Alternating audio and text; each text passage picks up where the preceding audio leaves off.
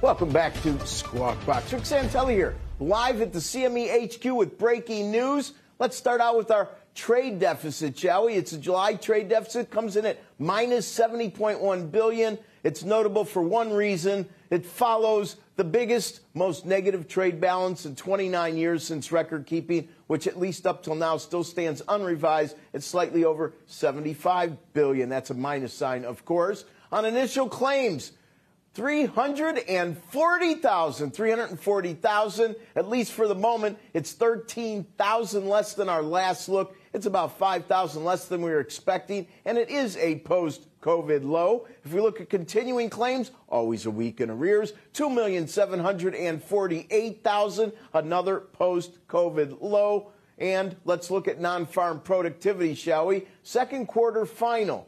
2.1%, not a bad number. It's a little less than expected, though, and it sequentially, well, follows the 2.3 that now gets changed to 2.1. You know what's notable here is that in the depths of COVID in June of 2020, so that was the second quarter of 2020, when COVID really was hitting, we had the highest productivity ever in 50 years.